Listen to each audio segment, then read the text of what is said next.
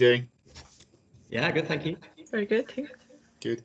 So we're here to talk about the role of creative on digital shelf activity.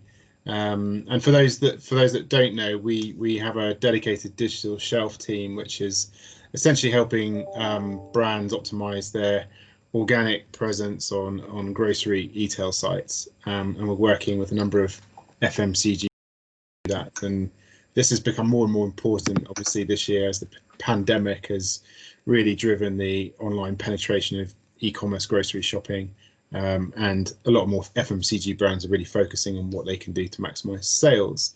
But one of the key things that we've learned along the way and this year has been the power of creative, which is something that often has been overlooked.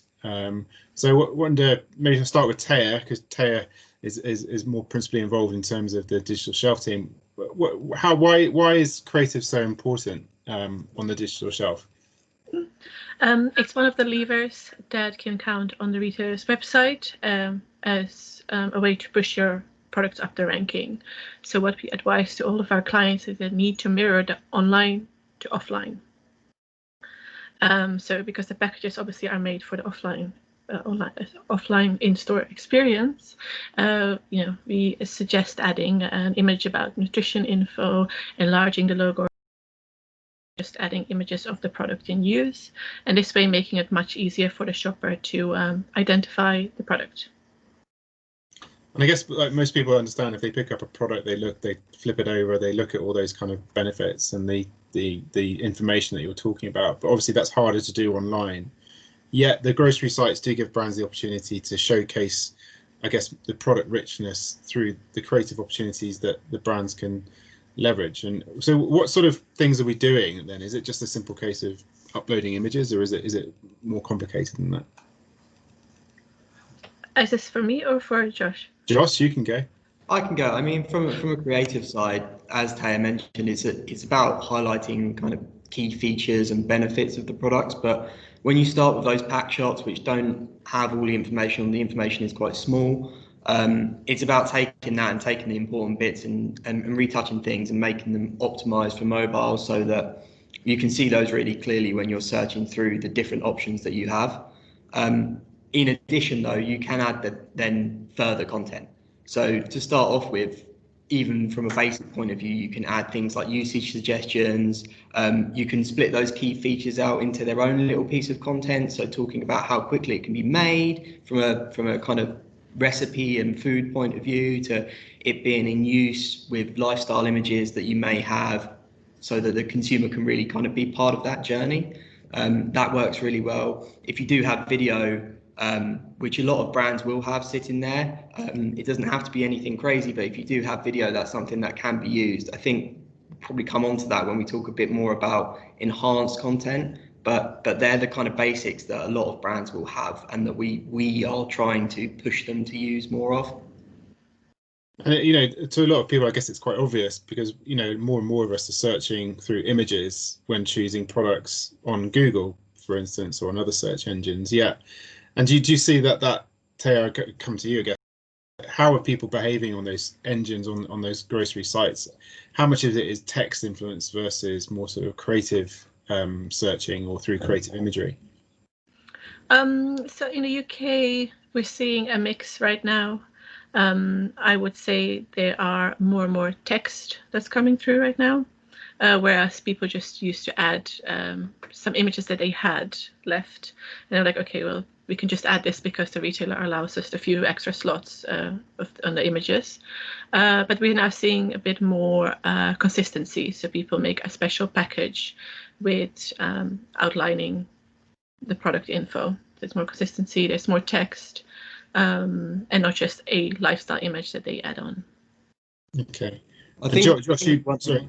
One other thing that's probably worth saying is that this might sound quite basic, and to be fair, it's not a whole load of really interesting stuff to get you started, but it's also a lot of brands, even the biggest brands, aren't doing right now. So for some brands, it really is an opportunity to do something that's quite simple, but will get them ahead and will make their experience for their consumers better than other brands and their competitors that are in the marketplace and not doing the same thing.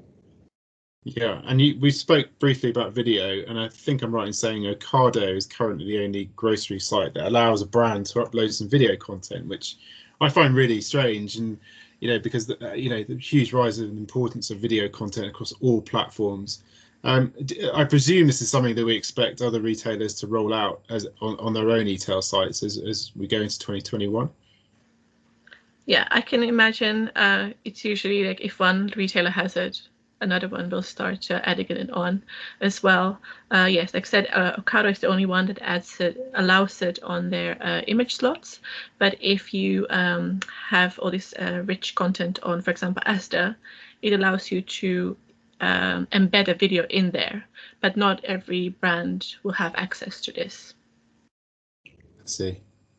And is that video content, is that more sort of, I guess I'd imagine it'd be more recipe type content rather than sort of lifestyle video type content? Is that correct?